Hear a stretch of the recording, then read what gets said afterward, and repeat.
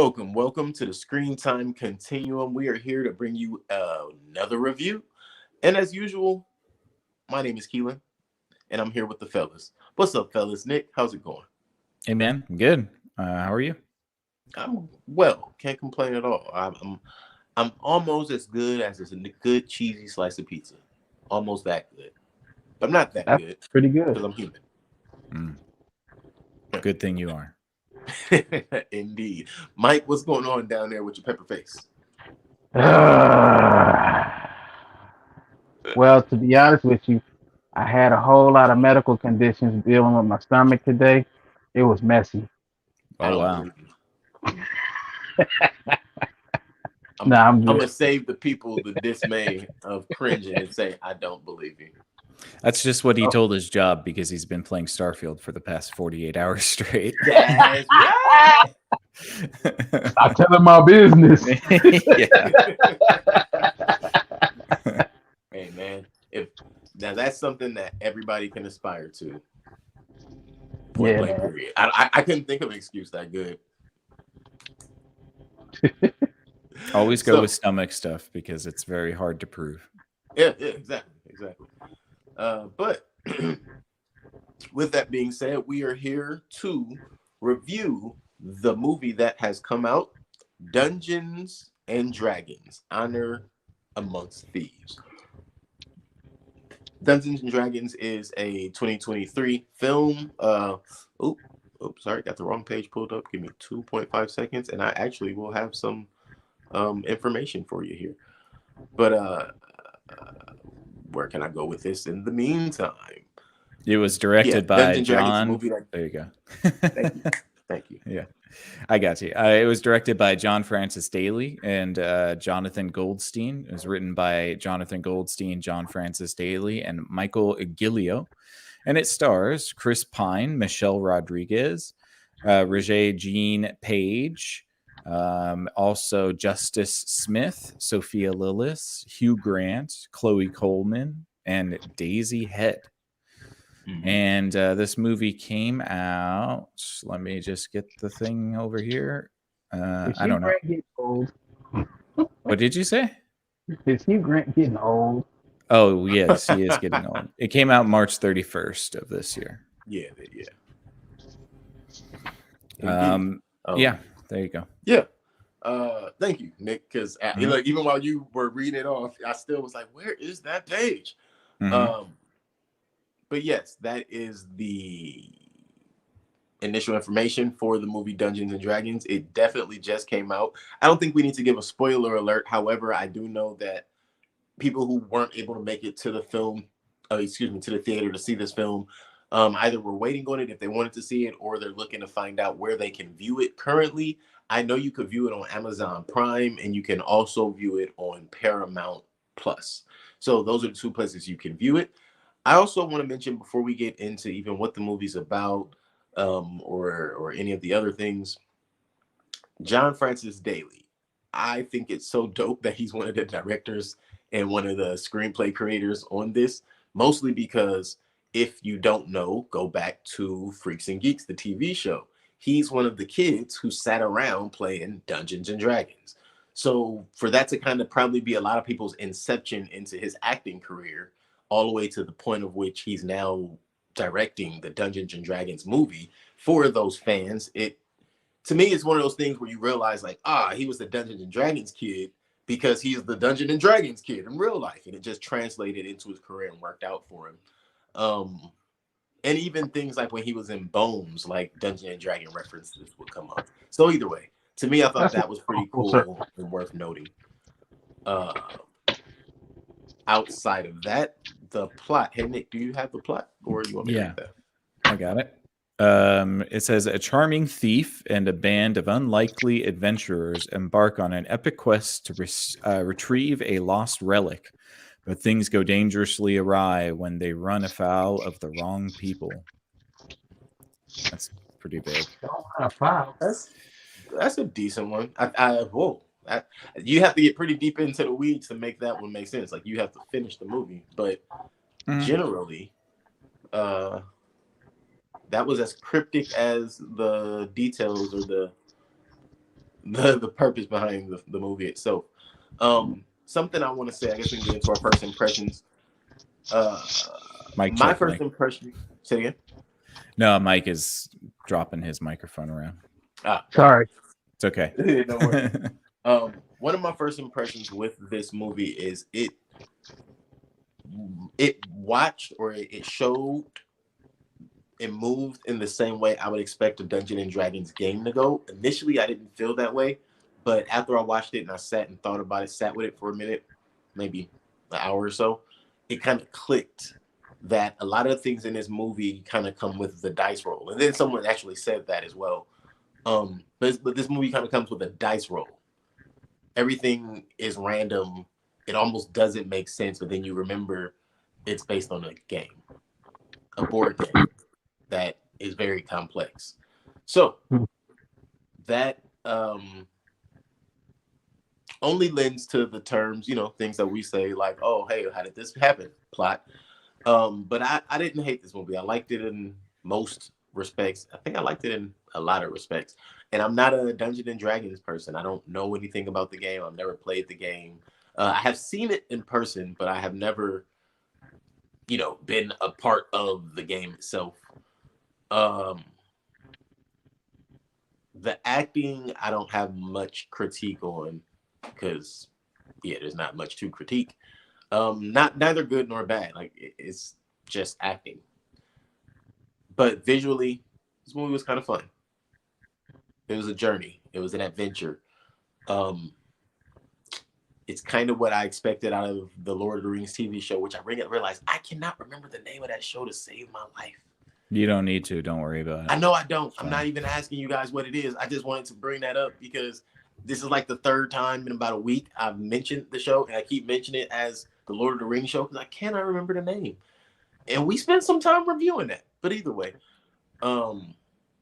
it kind of gave me some of what I expected in that, some of that level of fun and adventure. But outside of that, I don't have much to lend in my first impressions.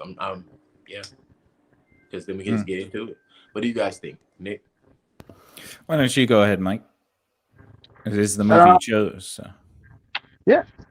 I really did like it too. I thought it was fun. I thought it was adventurous.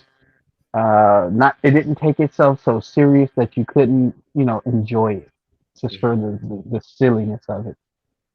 I thought the characters were decent. I thought the acting was decent. You actually kind of got some character development, so you cared a little bit,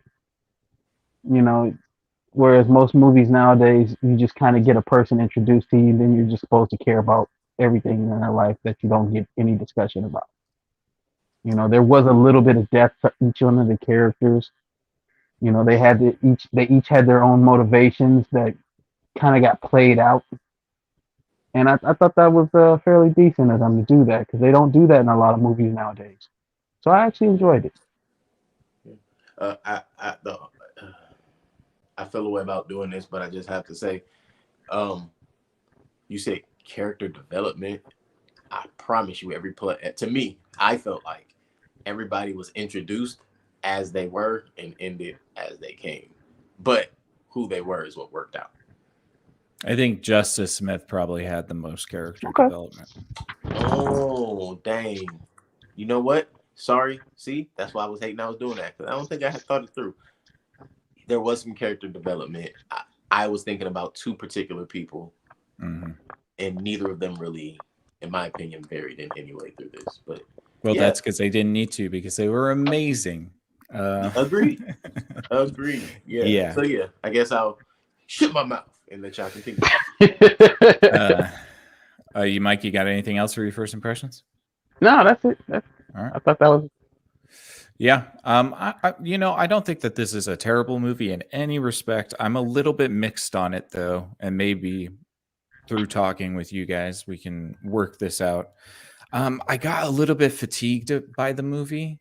I think that about the 1 hour to the 1 hour 40 mark is where I think it kind of sags in the middle, and it didn't captivate me as much as I had hoped it would. I also felt like I was being waterboarded with fantasy and Marvel jokes. Um, I couldn't tell you if you asked me like beat by beat what happens in this movie. I have no idea. I know the overarching story, but like all of the little scenes that happen in this movie, there's hundreds of them. And I felt a little bit like I was being waterboarded by a fantasy, just getting everything thrown at me. Um, and then lots of quippy Marvel jokes that some landed, but some definitely didn't land. And so, yeah, there was a little bit of a mixed bag for me, for sure. Let's see. Is there anything else that I could say off the jump? I felt like you really need to understand Dungeons and Dragons to get all the references. Because I think that there's like, I don't know how many, but I'm sure there are dozens and dozens of references. Yeah. So I just didn't catch any of that stuff. It didn't mean anything to me. So it was very hard for me to sort of be like, oh, that's so cool that they did that. Now I'm sure that if you're familiar with Dungeons and Dragons, you probably would say that. And then lastly, I think I think it's a little bit too breakneck, to be honest. I honestly would have appreciated a little bit less going on and maybe a little bit more lore development, because I just felt like we were thrown into this world. I know nothing about it. I still don't know anything about it, really. And the world just doesn't feel as alive as like the characters are, the characters are very bombastic and sort of extroverted anime-esque type characters, but the world just doesn't feel lived in. It doesn't feel like I know anything about it. They kept saying things like Baldur's Gate. And I'm like, well, where is that? Where is it compared to here? Like, where are we? And so yeah, there was some missteps with that. But overall, I think it was a decent film. It wasn't bad. It just sagged in the midsection, I think. Very fair Okay. critique. I actually, yeah, you're absolutely right. If it's one thing I can say I did not consider was mapping and location. Like travel time was never a consideration. And mostly because, like you said, it was so fantastical. It's like, who cares about time travel? Yeah, or travel of course. Time travel and travel time are not the same. And I don't need, Lord of the Rings running across mountaintops and stuff like that. That's not what I'm saying. But it would have been nice to sort of feel like I understood the world. And I really just don't. Yeah. I still don't understand the world. I don't know what's going on here. All we know is the people are as money hungry as the people in power. Yes, and every man is a bumbling idiot. I had that in my notes, but yeah. Okay. Well, where do you want to go from here? I'm gonna try not to think of the scene I'm thinking about right now and go to the top of the movie. Okay, sounds good. So yeah, well, the movie begins. We meet Edgin Darvis. Edge, not gonna work here no more. Edgin, not gonna be silly. We met Edgin Darvis and Holga Kilgore. There you go. They're on trial. They are thieves who are at what did they call it? What was the council called? Affirmation Council? Right. Something like that. Like either probation hearing. Yeah. And they're looking to be pardoned so they can go home to Edgin's daughter, which would be Holga's niece. And either way, what happens is Edgin tells his story and his origin story, how they became thieves and why they got locked up and how they were double crossed. And they actually are about to get pardoned, but instead he takes one of the council members and rides him like a pony, even though he's a bird, so rides him like a winged pony, out of the window and into the snow. And then they escape. Him and his sister Holga escape that way. Holga's not his real sister, but she's like that friend that's so close, that's so near to family that they're better than family because they're going to be there with you every step of the way. And literally, she and he are literally like a kid in a backpack. They don't separate. I think we should also mention the classes, right? Edgin is a bard and Holga is a barbarian. Yes, you know more about. That's something I meant to mention when we were talking about, or just a little earlier, talking about what relates from the game or from the game in real and here. I don't know what the classes are. The only thing that made me think about classes were two things: how strong Holga is, one, and when they started talking about the druid. Right. And then I was like, oh yeah, I guess each of them represents something. And then we met the Fae character later as well. But yeah, and then the guy who's supposed to be a bad guy, but you're not a bad guy. Oh, yeah, all of the typicals, So either way, they've been locked up for larceny and skullduggery. They end up breaking out, even though they were going to be pardoned. And the reason they break out is so that they can get to Kira, who's Edgin's daughter. And she is supposed to be being taken care of. And she is being taken care of by their friend Forge, because Forge was a con man that worked with them. And I always thought to myself, why do you have from the beginning of him telling us their story, why do you have a con man working with you? One, because you would be the silver tongue. You're the person convincing everybody to do everything. So the con man's kind of like unnecessary. And then you trust your kid with the con man, not the sorcerer. Well, he was a bumbling idiot, but yeah. I mean, the con man's a bumbling idiot too. So that's what I was thinking. He's not the sorcerer is not the con man. True. It's that simple. Yeah. So yeah, but they get locked up and they go after them to find his daughter and where he's at. And his wife is nowhere around because she was killed by a red wizard way back at the beginning of this movie, which it was such a small part that you kind of can forget it. But she was killed by a red wizard's blade, which is something that you cannot be brought back from or reincarnated from unless you use something like the tablet of reincarnation or revival.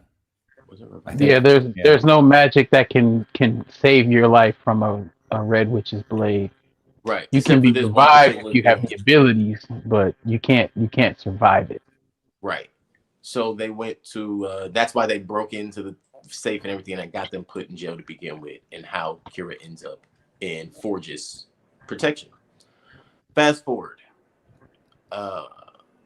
Forge now is the Lord of Neverwinter, which is like, because the former Lord of Neverwinter is no longer able to do his job. He's in a coma, basically incapacitated. And his first aide, his only aide, in fact, is Sophina, the woman who double-crossed everyone and locked them in a time capsule or time trap. And that's when you realize, oh, snap, Forge is the bad guy. Straight off the bat, at the beginning of the movie, there's nothing to hide. Forge is the bad guy. And he has your daughter and your riches and the sorceress. It's going to be an interesting movie. I didn't buy why Forge would want the daughter at all. I thought he was going to sacrifice her at first. Like, that would have made sense. But yeah, at that point, yeah, you could have actually done that. That might have been a better motivation, because this idea that he was just fond of her. Why would you be fond of her? Say it, Mike. You know why. Quicksand? Sure. Rabies? And it's not plot. I wasn't. I'm not gonna say the real reason, because YouTube. Oh, right. And this is a PG-13 movie. Let's go. Oh, that was the three things, by the way, Keelan. Yes. I think we were trying to think about that at one point. It's quicksand, rabies, and plot. Yeah. And quicksand is in this, but actually, yes, it is. Quicksand comes up in this scene. Quick floor. Yes. Yeah. And what I'm saying is, what happens is now they realize Sophina's there, and when they get angry, she traps them in the floor. And of course, that's how Forge escapes. And this is all after Kira has walked away and left because she's kind of angry at her dad. She's been told that he left and abandoned her for the tablet of riches. The tablet of she's not the smartest little kid. Well, she only knows what she knows. Well, that's what I mean. But it's only been 2 years. Why would But I she think- have? I think what's his name convinced her that was the tablet of riches and not resurrection. So Yeah, no, she's that's sitting what with that's the whole this premise. dude. So she's with this guy who's a con man who conned his way into becoming the lord of the land, and he has a witch as his sidekick. And she's like, "Oh, he's telling the truth Thank you, Nick. That's what I was saying. over my father and Holga, who I love more than my father, by the way." She Well, says Pops it, is unreliable. but Holga's not, and Holga vouched for the whole thing, and that's her mother basically because the movie says that. Yeah. She did not listen whatsoever. There's no reason for the Kira to not listen to Holga. What he said. Yeah. Just That, like that kind how of frustrated OCD. me because Kira just doesn't have any motivation for sticking around except for the movie needs to happen. I'll say this. That's it. What's actually interesting about that whole thing is this is the first movie in a long time where the kid's not smarter than the adults and just being this ultra over the top, oh, I'm smarter than you guys and I'm not going to listen to the adults type of kid. That's a little relieving because we haven't had that in a while. But Yeah. But you still get the it's moment where she well, it's a says, split- "Oh, I'm wrong," and then he's like, "No, you don't have anything to be sorry for. You did nothing wrong. right. And You did." that's when you realize this is it's kind of a swift reminder as to like, oh, I see why they changed the premise of what children what their role is in films. Because she can't be that unaware. Also, Keelan, your theory about Harper stands in this movie. Which theory? I forget.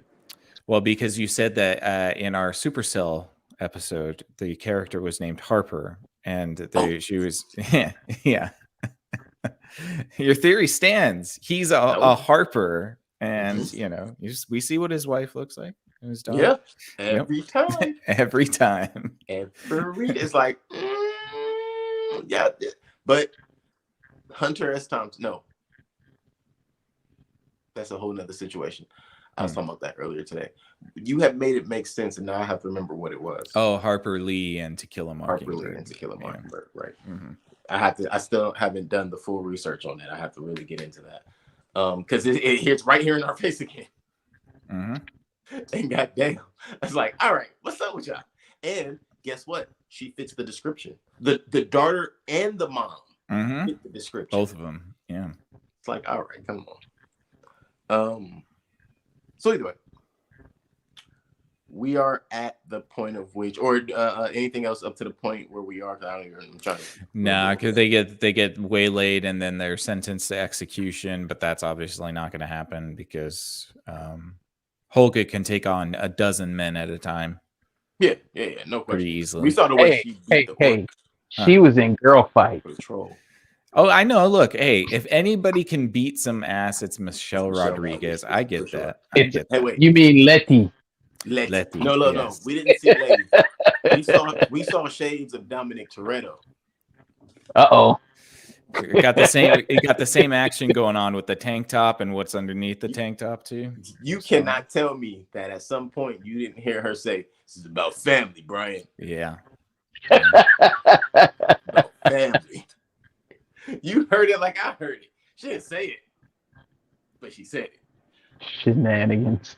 She looked like she was smuggling tribbles under her arms. She had some. She looked, as I don't know if you guys noticed, but apparently there was an entire tribe of people who, I guess they were a warrior tribe. Yeah, I think they're like a barbarian tribe, like the tank sort of class. That was fun to me too, though, because I caught on to that. I was like, so she's a she-bear. In some ways, yes. Owl And bear. that's not necessarily a bad No, thing. that's the other one. Rawr, rawr. So they escape their execution, and now they need to assemble a team. Yeah, Ocean's Like the 11 style. Avengers. Oh yeah, the Avengers. There was an Avengers shot in this movie towards the end. yeah. Where they're all fighting together. I know exactly what you're talking about. Mm-hmm. I know exactly what you're talking. It's a terrible shot because there's something about that made me really irritated, actually. But yeah, they have to get everybody together, and this is when Edgen and Hoga go and find Simon. Simon is grifting his way through a magic set. Then he tells them about Doric, and Doric is a druid who's basically a shapeshifter. And they go forth and they do their thing. They have fun together, so to speak. And what I mean when I say fun is they kind of just piss each other off until they all agree to the same thing, which is they don't want Zastam to take power. And they've all already figured out that Forge is being manipulated by the sorceress whose name is Sophina. And Sophina is trying to bring back the wrath of Zastam. And Zastam is a red wizard who basically created an undead army out of all of his followers. Mm-hmm. Yeah. Talking about Jim Jones. She's going full necromancer. Ooh, yeah. Oh, so she's another class. Yeah, she's a blood witch or a red witch that's sort of becoming a necromancer as well. Right. Yeah. Because the spell that she wants to use is like this, brings this cloud down that kills everybody in the area and then makes them your thrall. Right. Yes, my lord. Mm-hmm. Ew. What? Stop playing Starfield, man. Jesus. I can sense you are. What are you talking about? We're talking about the movie and you're just sitting there like, yeah. Yeah. I am not. Really? I have no idea what you're talking about. Like you're on the phone with your wife. Sure.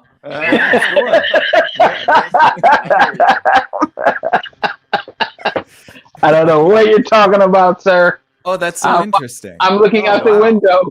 I can't believe that. I'm looking out the window, watching the stars. Sure. We don't believe. You know what? That's a TV, not a window, Mike. I'll leave this to Nick. Yeah. He seems to have it covered. Yes. Yeah, you got it. Oh, you don't I'm over say. here like, man, Mike really ain't got nothing to say about the movie. Nick's like, Yeah. There's some shenanigans afoot. I am listening completely. Okay. Fair enough. Something that I thought was interesting that we kind of find out around this time is about the Thayan race. This is when the movie starts reminding me of Game of Thrones a little bit. Mm-hmm. Because you have the Red Witch, and she's associated with the assassins or the barbarians, or the assassins more than the barbarians. And they all are they're almost have like this cannibal feel to them because they're undead. Well, they remind me of the Thieves, right? The Thanes or the yeah. The Thanes, they were in what were they called in Game of Thrones? They were part of the wildling crew. Yeah, they were the the cannibal. Yeah. Mm-hmm. I think they were called the Thanes. Something like that, yeah. It's like everybody kind of feared them because everybody knew, like, hey, you turn your back, they might eat you. Right. Yeah, they're wild. Yeah. Nasty. Oh, you don't say. Yeah, cannibals are nasty. She did what? Couldn't be. No.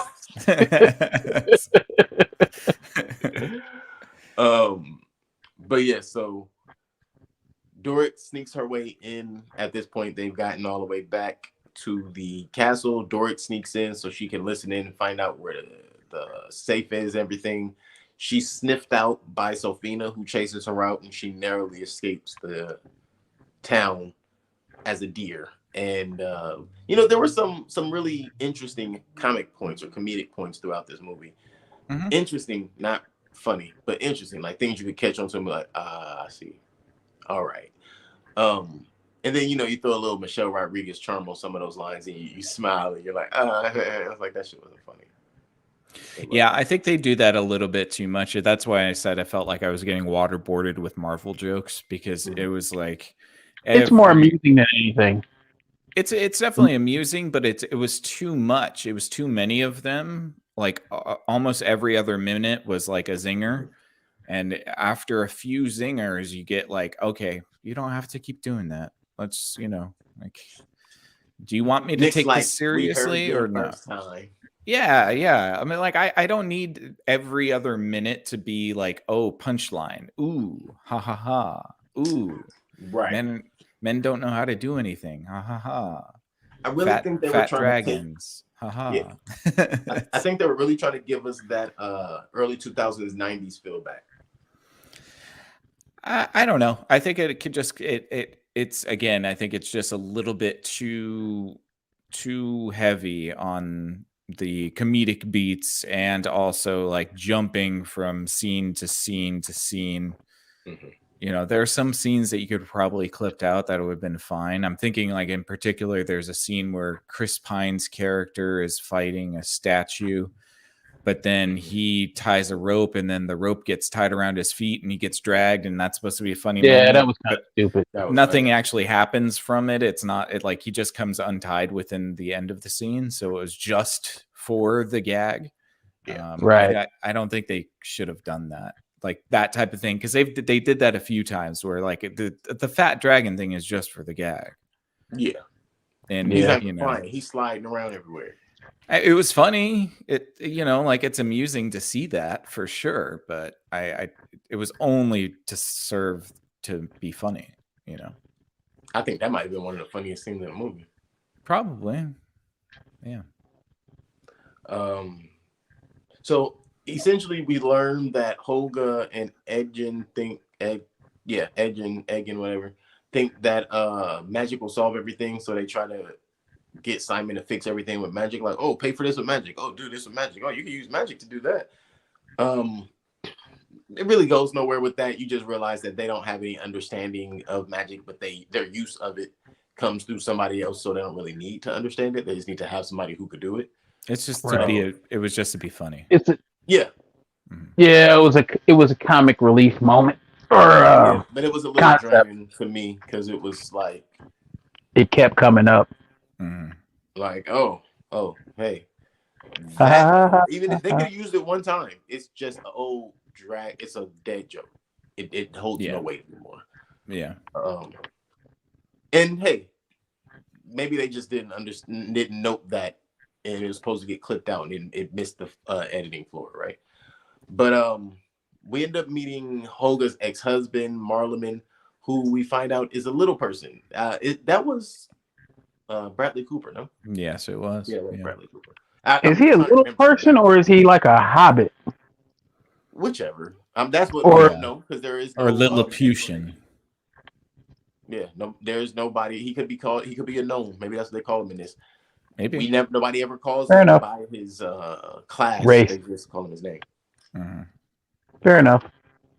Yeah. And we see that he's not the only one, so. Right. And he has a thing for normal-sized women. So. Or larger size. Or giant. I don't think the new one is normal size. I think she was bigger than, you know what I mean? Yeah. Oh, it's okay. She's bigger, okay. Yes, for sure, yes. But, I was just saying that, like he's only like a 3, he's like a half the size of a normal human being. Right. I was going to say, did we see any women that were little? But yeah, we saw the one that was on the council. Mm-hmm. And she happened to be a black woman. Not sure why I had to say that. Why did we need the black? Okay, so to give her some context and some character depth. That's his point of him. I guess. Because throughout the whole movie, she kind of was pining over him until she got the closure from seeing him again. And saw another little dude. A little bitty man for a big, bombastic woman. Do you think it's like cave diving? Maybe for them. So, I mean, somebody got to find the pearl. Hello. All right. I mean, I would. Crassness. I'm sorry. It's all right. Mhm. We'll make it either way.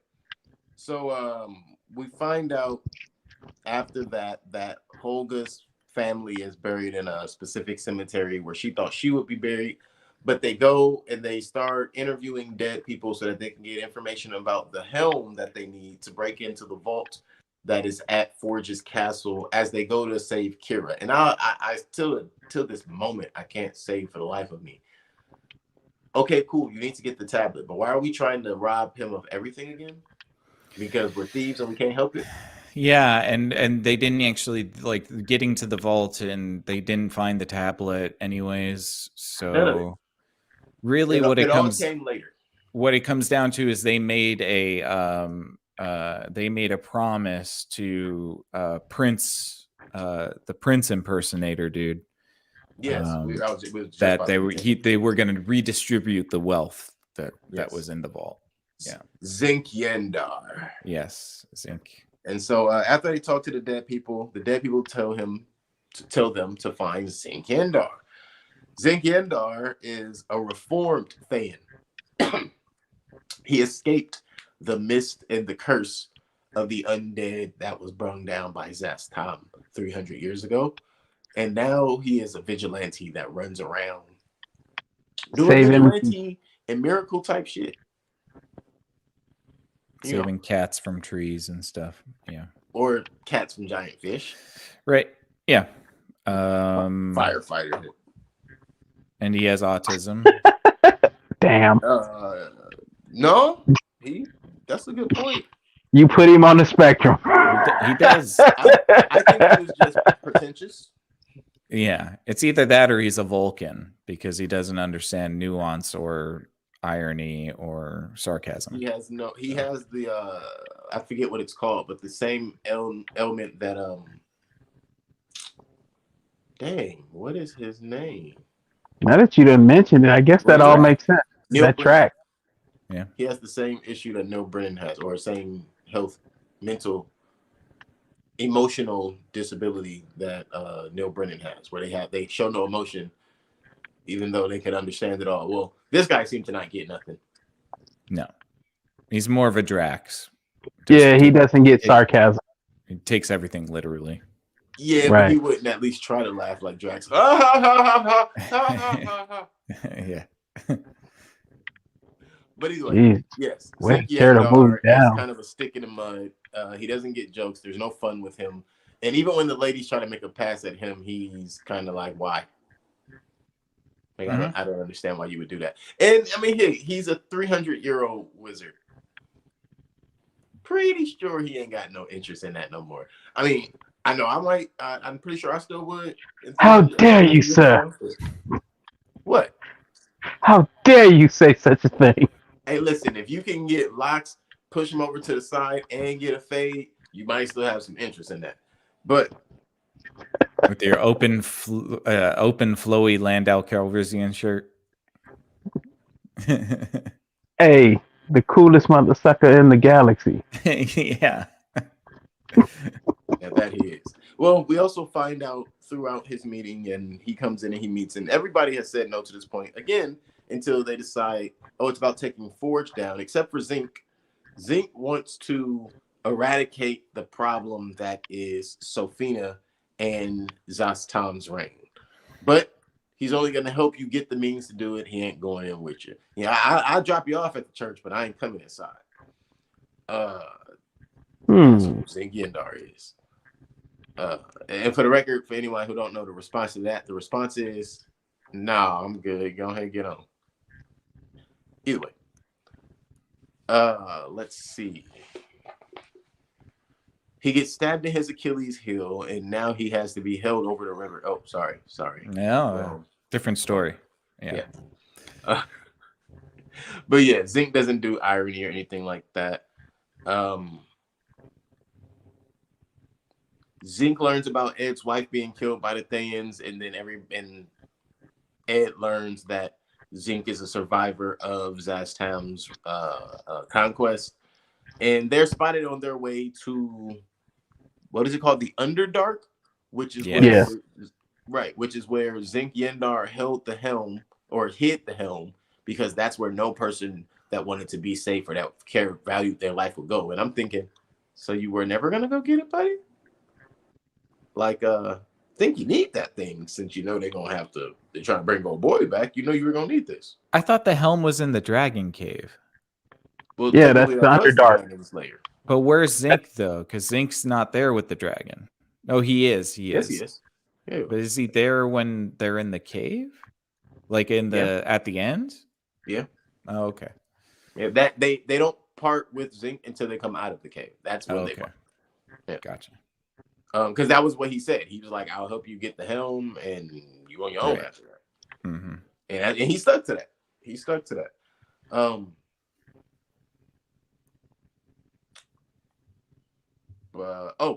So as they're down in the Underdark, they discover that there's traps that they got to watch out for, and Zinc starts to give them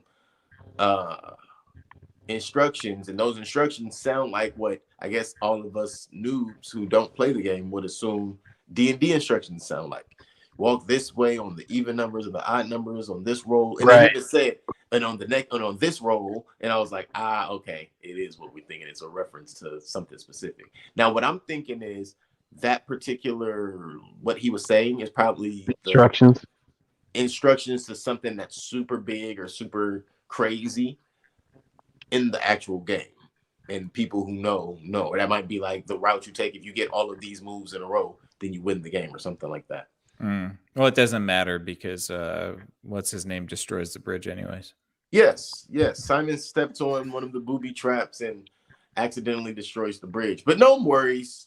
Remember when Holga went back to see her ex-husband Merliman, he gave her back the walking staff that she gifted him, which we find out it's not a walking staff, it's a hither-thither stick. It couldn't just be a wand. No, it's got to have a funny British name. It's a MacGuffin. Everything's a MacGuffin in this movie, dude. Helm's a MacGuffin, the hither-tither stick. I mean, treasure, this tablet, it's all MacGuffins. Every single one of them. I think that's the funny thing about them all, though, is it's really for those who are in the know. If you know, you know, and if you don't, then what you're doing is you're doing what we're doing right now. You're just speculating based on putting two and two together. Like, what's your math skill? What are your deduction skills like at that point? Yeah, I think, again, like if you know deep lore of Dungeons and Dragons and you've played it, like these references will be enjoyable to you. But if you don't know anything about it, it's just like, okay, hither thither, funny. Is it supposed to be like a funny thing? Haha.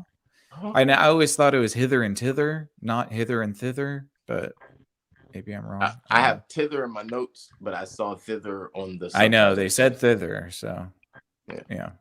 I think that's probably the only way that Justice Smith could say it with his accent without sounding like an American. Yeah, he does have an English accent for really no reason because nobody else has one. No, not at all. Yeah, I guess they just didn't want anybody to think that he was back on the get down. Fair enough. Or Pokemon. Wow. Detective Pikachu. You know what? I didn't even see that. He played Ash Ketchum. Look, just think about that right now. That's crazy. He played Ash Ketchum, yo. Well, he didn't really play Ash Ketchum, but okay. I'm sure. Right. I didn't see it wasn't. But yeah. I'm like, I've heard there's so many. Never mind. What am I doing? We're not talking about Pokemon right now. I don't really know much about Pokemon, and that's why we're 3 seconds, and later I'm gonna be like, so do you know anything beyond what I'm talking about? No? Why did I bring it up? So the hither-thither stick, they escape the vault they actually escape a dragon, which was really cool. Again, another funny moment happened in that moment where Zinc ends up saving Ed's life and tells him like, oh, you'd have done the same. And it's like, what? I don't know about y'all, but I know I was looking like, okay. I don't think you would have did the same, my friend. I think you are a terrible judge of character. Yeah. I also felt like, Ed's character, I guess, like, he redeems himself a little bit, but he's just so incompetent most of the Terrible time. person. Yeah, just incompetent too. Like, everybody has to bail him out of stuff, and it's I don't know. I would have liked to see him a bit more competent. Like, he's technically the main character of the movie, but Yeah. he feels like he's just the comic relief, which is odd. Homer. Yeah, he was the person Homer, whose yeah. journey we're supposed to be watching. Yeah, it's about his family. Right. Like, And that's why I say yeah, there was no character development. And for him and Hoga, like let's just not for him, right? you know. And I will say there's no character development for Hoga because the only thing we do find out is her relationship with Kira, and that's more character development for Kira because that's obvious from the outside looking in when you think about Hoga as the only woman she's ever known. Hither thither, they escape the dragon. Zeke goes on his own way. What's funny is when he's walking in a straight line and he walks over the rock. That was funny. But again, funny in a like, what am I watching? A Mel Brooks movie? Hey, It's a lot of silly stuff. Hey, I like Mel Brooks movie. I'm just saying. all right. We talk about Mel Brooks, not Mel Gibson. I know the difference. Do you? Yeah. All right. Mel Brooks makes me happy. Mel Gibson makes me No. sad. You said it. We don't want to hear nothing else. He makes me sad. Oh, okay. I thought you was gonna try to walk that back. No. So they get out of the vault. Oh, excuse me. They get out, and now Simon has to get better. He has to attune. He has to attune with the helm, and it's like, but you said you can attune with the helm, so why would you even try? Because he believes he can do it, and he tries, and he fails, and he tries, and he fails, and then everybody finds out. Well, Ed knew I couldn't do it, and it's like, oh my god! So now that's a whole issue within itself for no reason. No, and this is the part of the movie I think drags the most when the entire first hour is about getting the helm, and then they do this psych out like, oh, he can't attune with the helm, so we got to come up with a new plan, and then the new plan doesn't work, and they're like, oh, back to the helm again. It's like, now it works. Now it works because I don't know why. Yeah, right. And what's crazy is the helm and the first plan, they both worked. Well, they both worked in the technicality that the slate was not even the tablet wasn't there in the anyways. So where they were trying to go, the tablet was never there. That's true. So, and he just walks into the castle anyway, so he could have looked for his daughter. Right. His actual daughter instead. His actual daughter. Yeah. Fooled by Sophina, and he's captured. Simon and Hoga are captured when they get into the vault. And it took a minute. Simon ended up getting control of the helm and all of that good junk. So that was all kind of cool and fun. A lot of the fighting and stuff, again, was entertaining. It was fun. It kept you engaged. But it kept you engaged also kind of like a Three Stooges type of fight, too. The difference is there wasn't the slapstick comedy in the fighting, but it had the same feel of slapstick comedy. Oh, I think Chris Pine's character is the slapstick element. I mean, like, Holga is the only one that knows how to fight well. True. Then you have the druid girl that knows how to turn into an owl bear, which is like the Hulk. Yeah. Holga is Thor.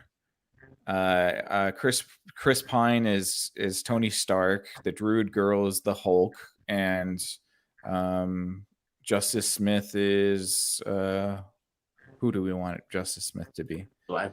Scarlet Witch. Scarlet Witch. There you go. Yes, exactly. Yep. I won't say why that right there. Yeah.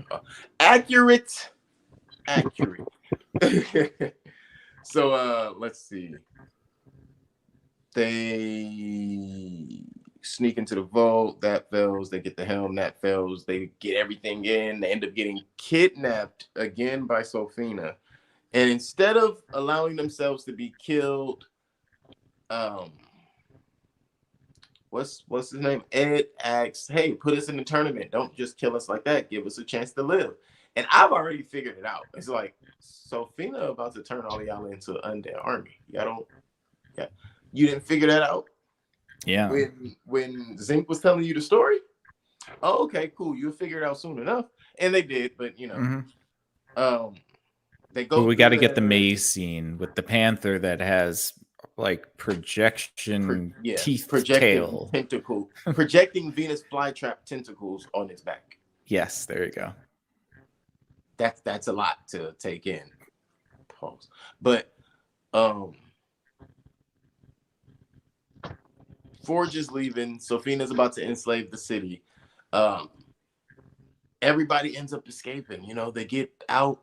They're on the boat. They wait for Forge. They get Kira back. They leave Forge. They look back though, and they see that shit's about to go bad back there. And even though they've escaped, they got to do the right thing, and they got to go back and save everybody. Because if not, Sophina has a new army.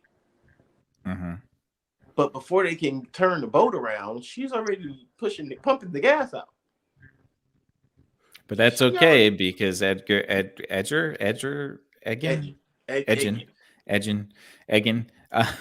he has a plan. Grammar doesn't matter, remember. He remembered that he had made a promise to Zink that he had to redistribute the wealth. So since they have a boat full of loot, they need to go take that hot air balloon and distribute all of the gold. And that leads the people out of the Colosseum. See, that's a decent bit of writing. You didn't actually like, it wasn't a forced reason. That makes sense. You know, we saw that hot air balloon many times. We knew that he promised Shank to distribute the wealth, and it provides a reason to get all of the citizens out of the Colosseum. Yeah. So, because I'm running after gold falling out of the sky too. Right. Oh, and I think the whole time we said Zink, we should have been saying Zink, little X. But Zoltar. Yeah. But yeah, so you're exactly. They go and do that, and that just enrages Sophina. So here comes the battle, and she's hurling fire everywhere, and Kira's with them, and she has mind you, she's already been held at knife point, so she's ready. She's battle tested at this point. But she also always used to go with them on their thieving runs too. So she knows how to use her invisible pendant. He really is a bad father. And she's also a bad auntie. But hey, you know, she doesn't get any of the blame because she's not the actual parent. But they go and they fight Sophina, you know, the most powerful sorceress for the last 300 years. But they go and they fight her. Simon has the helm. He's super strong now. He can fight her with his magic, which I actually thought I appreciated that. Like, okay, he's strong enough to fight her now. That's cool. I don't know if he gonna win this, but he still got handled, which makes sense. Yeah, made perfect sense. But he had a much better showing than we would have expected, say, 20 minutes before that. Right. Also, really quick, I do appreciate how they escaped from the maze from the tournament. Mm-hmm. That was pretty cool. You know, just a little bit of knowledge they had of how that gel worked. Is like, no, we could be in there long enough to survive. Yeah, I guess it teleports you underneath the maze too. The slides do. So when the gong went down, there was walls dropping, and they were timing that, and that's how they got out. So back to the fight against Sophina. Sophina she's starting another time stop. That's when they have their Avengers moment. Now, what irritated me was in that Avengers moment,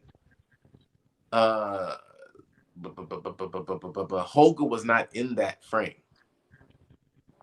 It was Simon, Doric, and Eggin. Right immediately as we get into that, fists start flying. Everybody get a couple of hits in on Sophina. Sophina ends up stabbing Holga in the chest. We don't see it because it happens so fast. But if you're listening when the fight kind of starts and they're all rushing at her and she punches Holga in the chest, looks like she's not punching her, she's stabbing her, and you hear, huh! But I had to rewind it 3 times to hear it and see that. 3. Because 3. if you're not paying very close attention, you don't notice that. You'll It's miss moving it. so fast. Yeah, you'll miss it. It's in the middle. It's literally like in the middle of like 5 or 6 punch hits. Mm-hmm. It's not like a one-off scene. You really won't notice it. And she throws her to the side, and we don't see her until after the battle.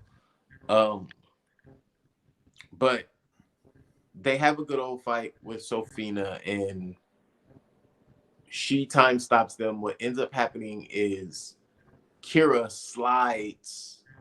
Somehow she moved through the time stop. She slides a bracelet onto her hand, stopping all of her power, stopping all of the time stop. And now, there wasn't a time stop. They were pretending. They froze in place just to trick her into thinking the time stop worked, but Simon had countered it. That's what they say, anyways. oh, I thought it was that Kira got the bracelet on her wrist. She did, but that's what you said, like how somehow she got in through the time stop. There was no time stop because Simon countered it. And they just froze in place acting so that she thought that she had stopped time. Oh, yeah. Clever.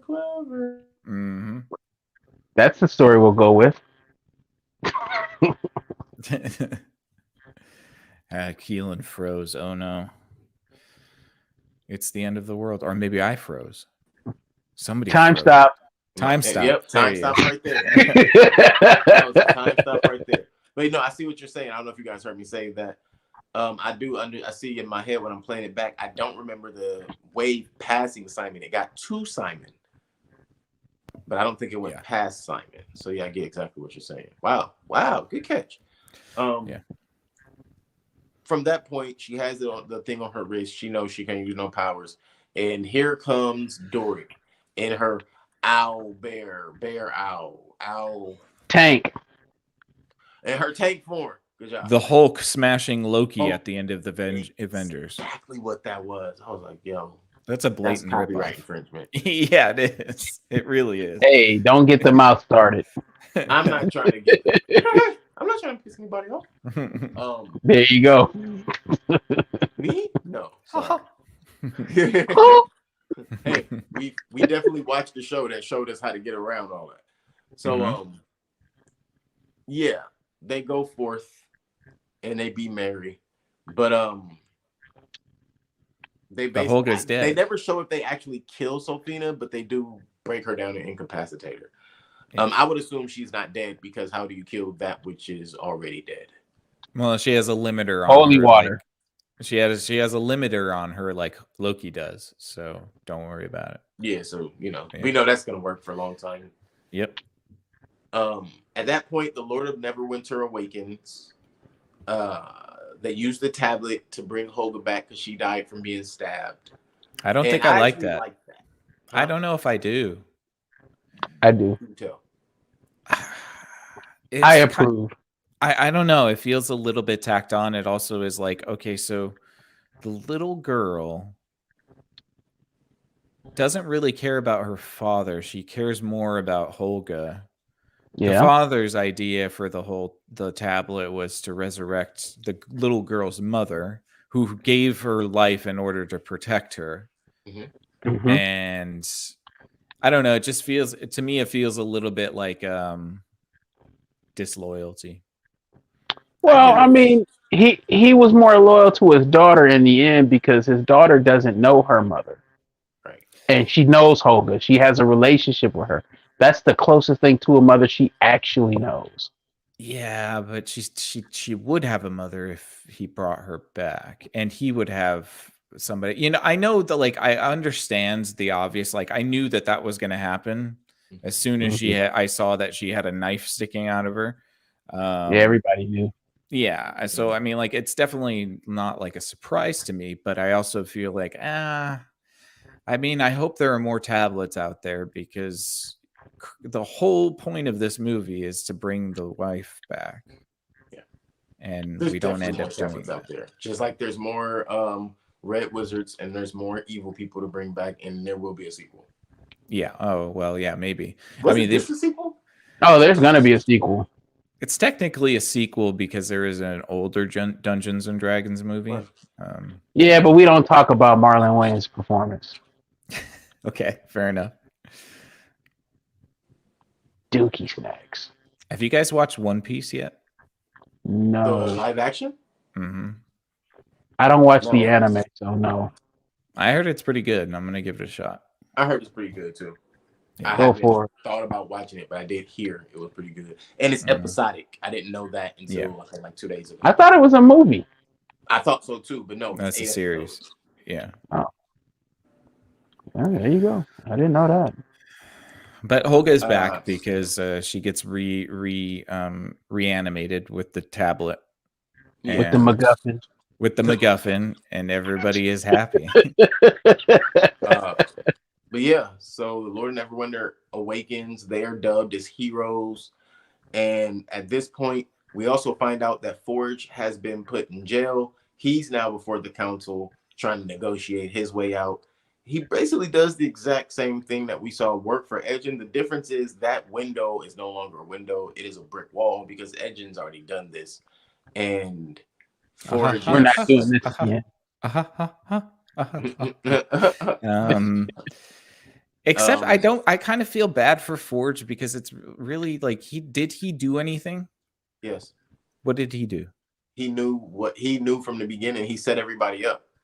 Simon was supposed to get trapped with them. He got them trapped on purpose. They didn't. Yeah, but Sophia clearly says that she's using him to get her own ends and her own We means. know that, but he's aware of the plan, and he gets. I don't think he was aware that she was going to bring back the dead. Yes, he was. That's why he was leaving. He was. That's Yeah, he knew. Everything. I don't know. All I could say is that if the people who were stealing and all of that stuff were going to get released, the guy that loaded up a bunch of gold and then had it redistributed to the people should probably get probation too. They do at least know that, but they also know that he was sacrificing all of the people for the gold. That was he wasn't there though. Plausible deniability, man. He wasn't there. It wasn't like he was standing right next to the bad guy when she did that. He was trying to escape with the girl. Like he was trying to escape with his adopted daughter. The only thing he did was loot the vault. That's really the only thing he did. Which is the same thing that the main characters did. But he was also aware that the king or the Lord of Neverwinter, he was also aware that what was done to him to put him in a coma. These all sound like misdemeanors to me, guys. Sorry. He should get probation, I think. I mean, maybe if he wasn't such a douchebag. He only been in there a year. Give him some more time. Yeah, all right, fair enough. Look at that. Trying to get that man out on good behavior. They got out early. They broke out no, they didn't. Yes, they did. They broke out when going to get out early. I know, but that makes it worse. They broke out right before they were about to get released. So they should go back to jail. They're still wanted.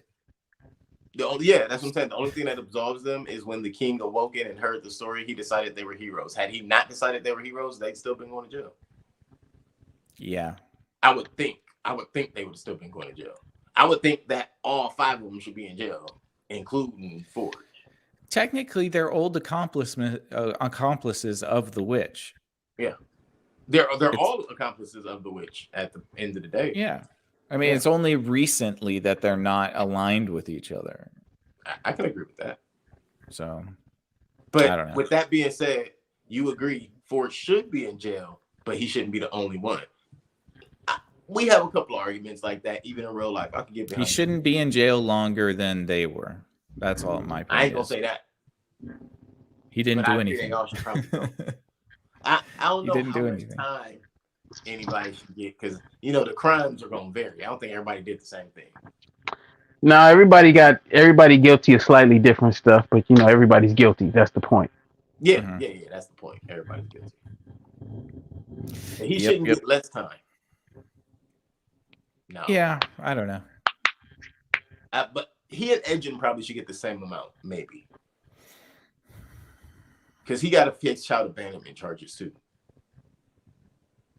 Yeah. or at least child As endangerment. long as his daughter, everybody should get charged. His daughter should get charged for being a little shit that didn't leave with her father when she was supposed to. Because this whole thing wouldn't have had to happen. I'm like, what did the I kid mean, do? honestly, your father, I mean, like, after all you've been through, and then Holga's so important to you that you sacrifice your own mother to You bring don't know her her. back to life. And you didn't listen to her when she said your dad was telling the truth. Why? Because she just has to be the archetype of the teenager who doesn't, listen to their parents, Yeah, and then I didn't gets like told that. that they're fucking right about everything. Yeah, yeah. Right. I didn't care for her not listening to Holga. Cool, don't listen to Pops. He's lied to you a bunch. We get it. That still bothers me to this point of us discussing it, being at the end and everything. That was probably still one of the most bothersome. Like, so you just don't trust nobody? Oh, it's been 2 years. It's like, Holga just follows your dad everywhere. You do know that, right? Well, she trusted the guy who had a witch as his second in command. No, that's not a witch. That's Auntie Sophina. Yes. Even when she's in disguise, she has pitch black raccoon eyes. Mhm. and death-looking skin.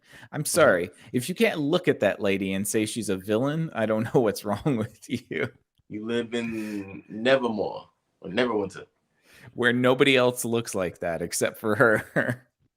I mean, it's called it Neverwinter, but it looked like the middle of summer to me.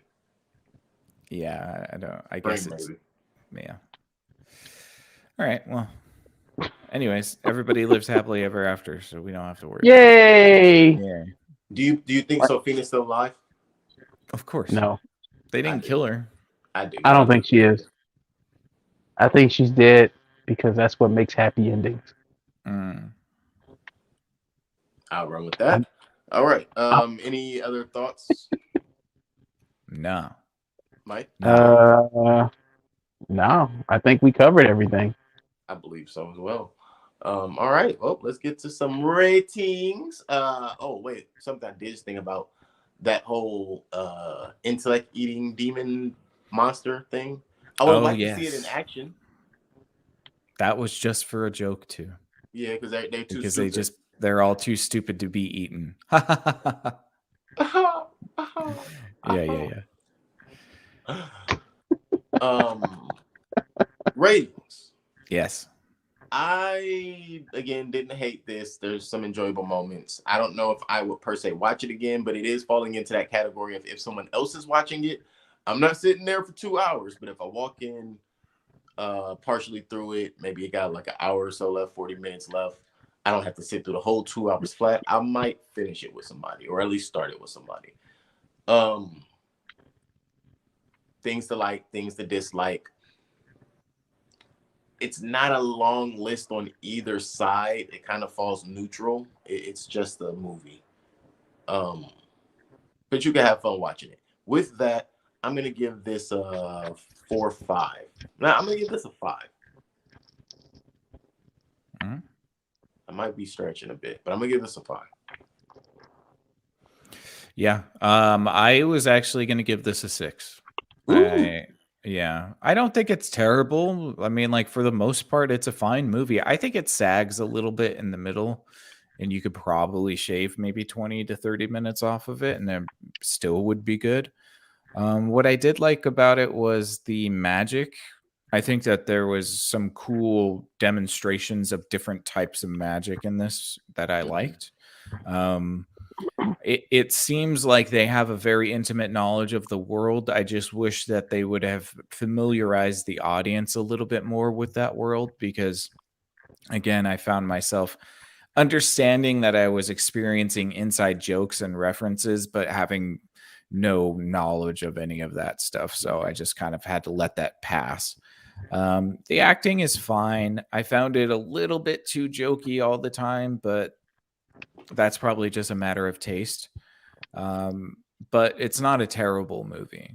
And I think it's just a little bit better than average. So I'm giving it a 6. Indeed. Something you said made me consider scenery and the magic elements when you throw that in, because the scenery never got dark. We've been dealing with that a lot That's a true. lot. It was well lit. Yes. I'm giving this a 5-5 just based on with all of the elements of the fantastical being kind of on point graphically. Wasn't a lot of Shaky cam. downgrading in quality. No shaky cam. No shaky cam, none of Yeah. that. So I want to give it an extra half a point. So let's go 5-5 for me. Okay. I got a 6. Mike, what do you got? I gave it a 6 too because it was genuinely enjoyable. You know, it's not a perfect film. It's not the best movie that we're gonna see in 2023. I hope, but it was enjoyable. You could actually sit down and find some entertainment value in it. There's enough. There's just enough quality in it to hold your attention for a while, without you just going like again. You know, because most of these movies are just pretty goddamn cringe lately. It's hard to find a movie that isn't just this cringe fest of just the same old virtual signaling or, you know, woke diversity nonsense that it's just thrown in your face. I mean, yeah, this movie has some wokeness in it, but that's okay. It's not like at the forefront. You know what I mean? It's an enjoyable movie. If you're into the, you know, Lord of the Rings meets a comedy. Yeah. That's why I gave it a 6. I enjoyed it. Rings of comedy or Lords? Don't do that. Rings of comedy. Oh wait, yeah. Don't do that. I see what happened there. I apologize. So yeah, 6, and a 5.5. That gives us 17.5 out of 30. That's probably like have fun with 6, that. 1, 5, 7. It's like a 6 point. No, it's like a 5.58. 9 or something like that. It's like